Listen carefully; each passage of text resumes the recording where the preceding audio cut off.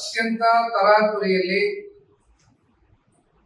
ಯಾತಕ್ಕೋಸ್ಕರ ಈ ಒಂದು ಅರ್ಜೆನ್ಸಿಯನ್ನ ಈ ಸರ್ಕಾರ ತೋರಿಸ್ತು. ನಿನ್ನೆಯ ದಿನವೇ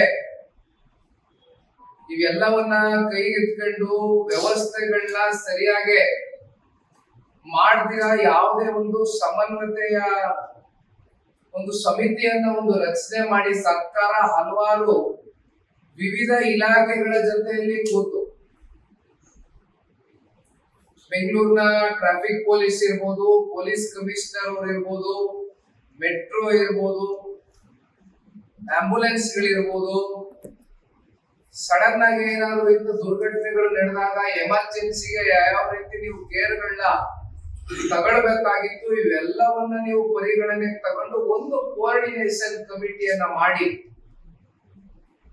2 ದಿನಗಳ ಕಾಲ ನೀವು ಸಮಯ ತಗೊಂಡಿದ್ರು ಕೂಡ ಈ ಪ್ರಪಂಚ ಏನು ಮುಳುಗ್ತಾ ಇರ್ಲಿಲ್ಲ.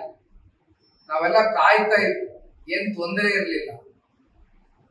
ಆದ್ರೆ ಯಾತಕ್ಕೋಸ್ಕರ ತರಾತುರಿಯಲ್ಲಿ ಬಹುಶಃ ನನಗೆ ಬೆಳಗ್ಗೆ ಬಂದಂತ ಮಾಹಿತಿ, ಕೆಂಪೇಗೌಡ ಇಂಟರ್ನ್ಯಾಷನಲ್ ಏರ್ಪೋರ್ಟ್ ಇಂದ ವಿಮಾನದಿಂದ ಅಲ್ಲಿಂದ ಬಂದು ತೆರಳಿ ಪ್ಲೇಯರ್ಸ್ ಏನ್ ಬರಬೇಕಾಗಿತ್ತು, ಕೊನೆಯ ಕ್ಷಣದಲ್ಲಿ HAL ಏರ್ಪೋರ್ಟ್ ಇಂದ ಬಂದು ಪ್ರೈವೇಟ್ ಫ್ಲೈಟ್ ನಲ್ಲಿ ಬಂದು ಲ್ಯಾಂಡ್ ಆಗಿರ್ತಕ್ಕಂಥದ್ದು.